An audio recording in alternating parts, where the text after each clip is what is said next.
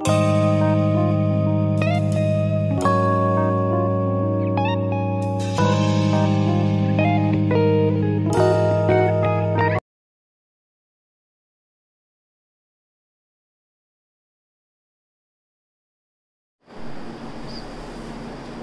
Morning all of you. हमारा topic चल रहा है क्रोमोसोमल थ्योरी ऑफ इनहेरिटेंस। इसमें कई छोटा छोटा टॉपिक है। तो क्रोमोसोमल थ्योरी ऑफ इनहेरिटेंस हमने पढ़ा दिया और आज तारीख है 5 जून है। 5 जून है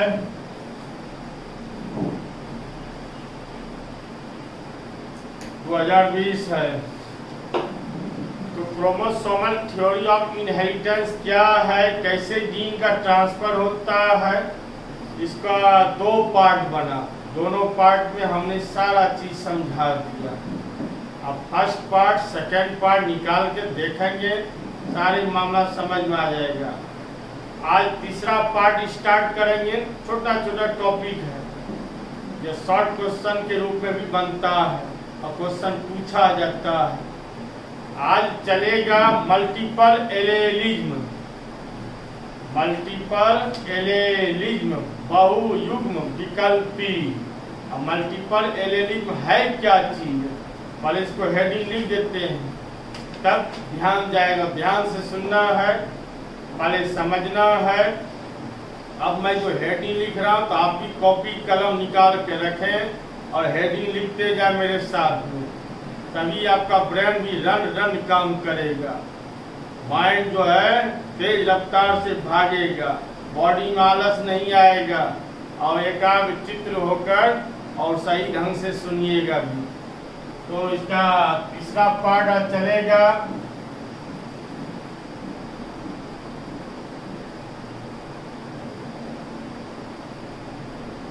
मल्टीपल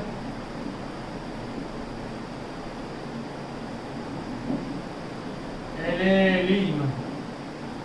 मल्टीपल एलेलिज्म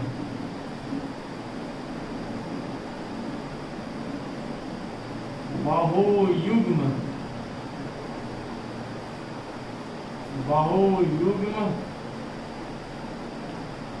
विकल्पी।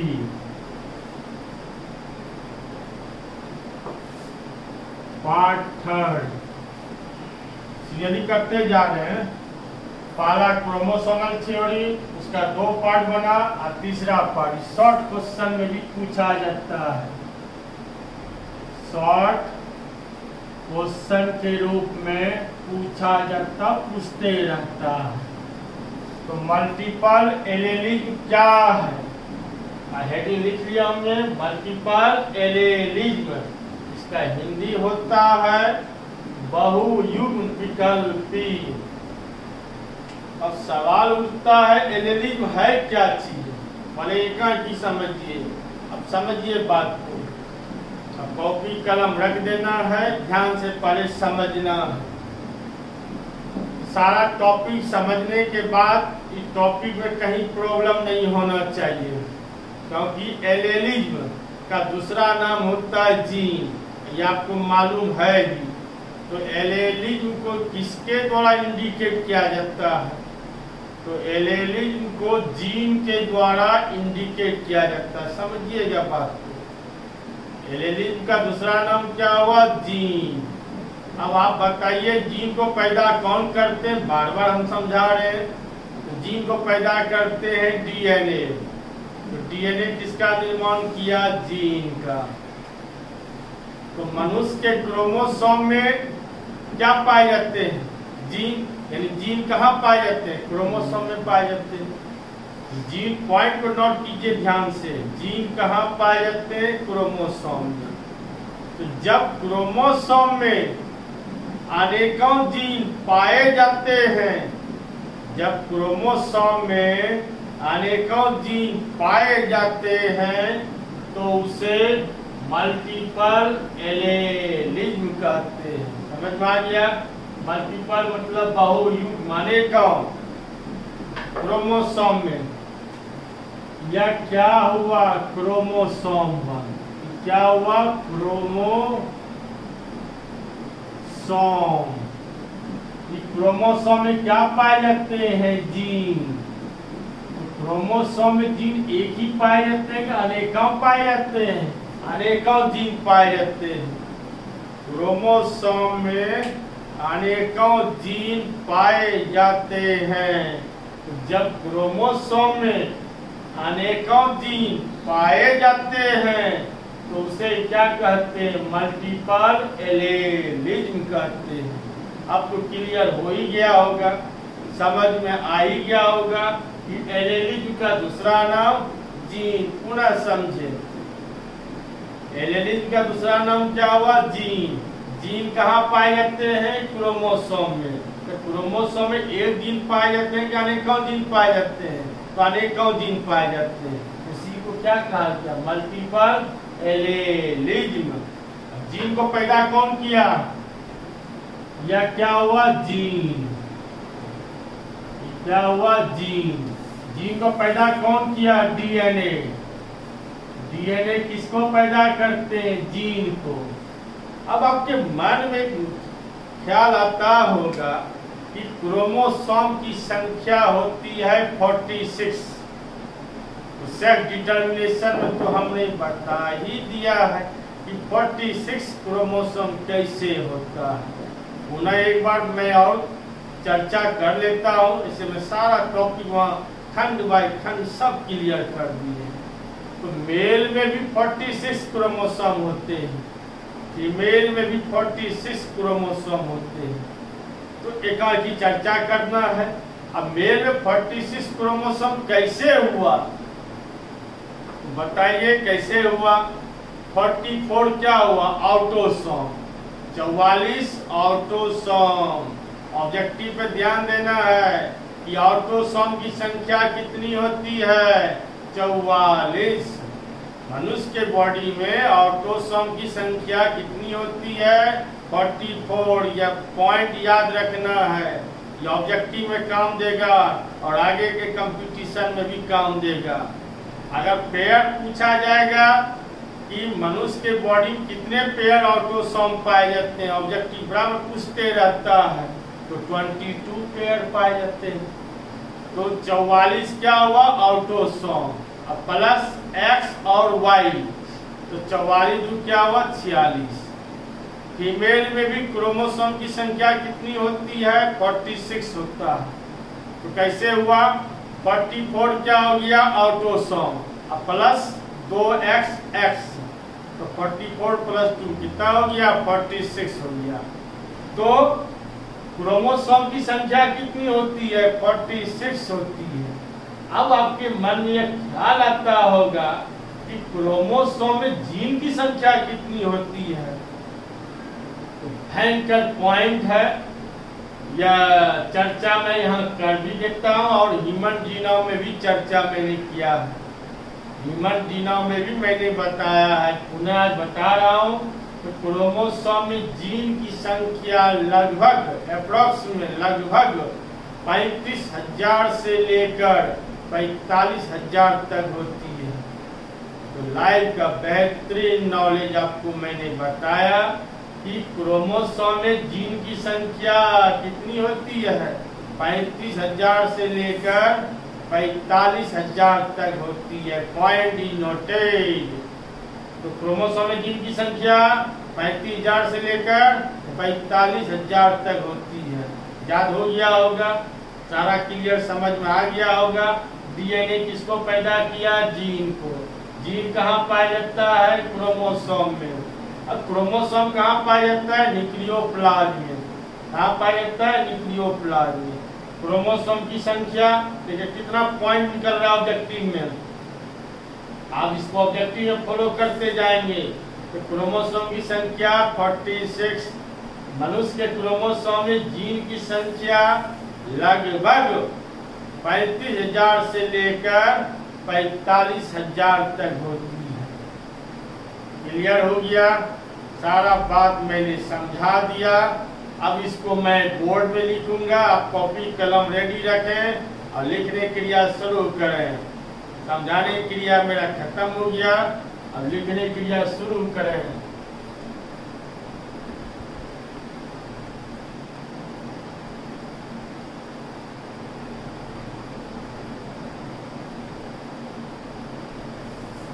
एलेलिज्म को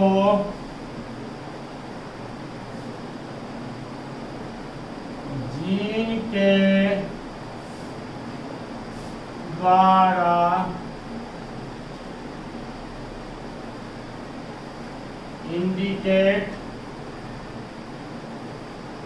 इंडिकेट माना सूचित इंडिकेट किया जाता है। बोलते जाते हैं, आप लिखते जाएं।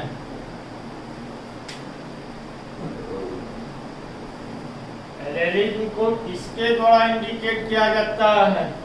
जीन के द्वारा। गौर से सुनेंगे, सब कंठस्थ हो जाएगा।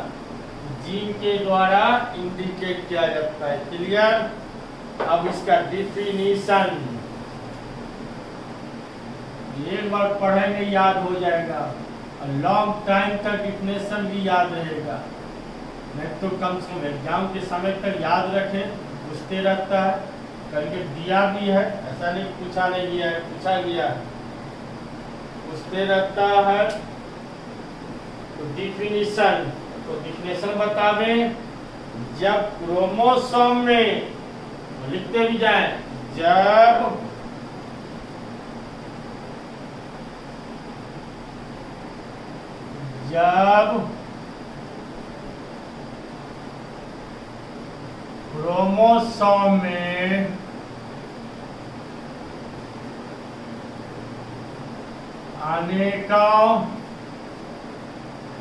जब क्रोमोसोम में अनेकों जीन पाए जाते हैं, अनेकों जीन पाए जाते हैं, कॉमा, तो उसे धीरे धीरे लिखा रहे, लिखते जाएं, तो उसे मल्टीपल एलेलिज्म कहते हैं। ये ऑफलाइन जैसा पढ़ा रहे हैं, जो पढ़ा रहे हैं पूरा नहीं पढ़ाएंगे, इसलिए आप अपना YouTube चैनल से बार बार निकाल के देखते जाएं, फेयर करते जाएं, फेयर भी करते जाएंगे, कहीं कोई दिक्कत नहीं है। और सारा ऑफलाइन जैसा हम आपको समझा रहे हैं। इसमें तो और फायदा है, बार बार निकाल के सुनते रहिएगा और कंठस्थ हो जाएगा। तो फायदा ही फायदा है। जब क्रोमोसोम में अनेकों जीन पाए जाते हैं, तो उसे मल्टीपल एलेलिज्म कहते हैं। जीन का निर्माण डीएनए से होता है। ऐसे डिफिनेशन या क्लियर हो गया? आप यहाँ तक ही लिख सकते हैं एग्जाम में, कोई दिक्कत नहीं है। एग्जाम में अगर आप यहीं तक लिखना चाहेंगे तो 2 नंबर का शॉर्ट क्वेश्चन जाता है, आपको कोई प्रॉब्लम नहीं होगा, कोई प्रॉब्लम नहीं होगा। जीन का और बढ़ाना चाहते हैं तो आगे बढ़ा भी सकते हैं, लेकिन मैं दोनों काम कर रहा हूँ। जीन का निर्माण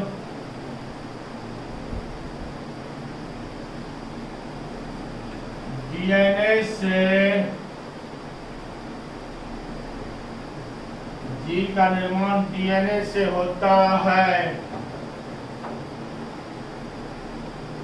जीन हर हमेशा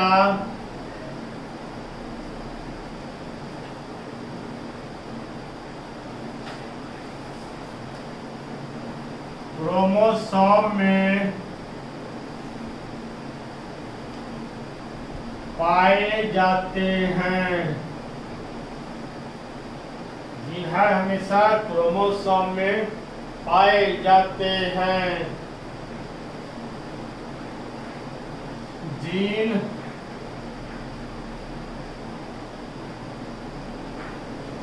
न्यू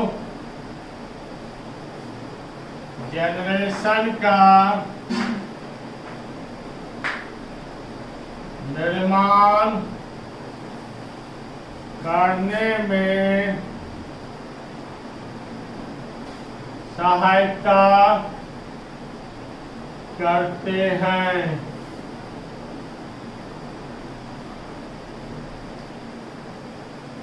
जी न्यू जनरेशन का निर्माण करने में सहायता करते हैं।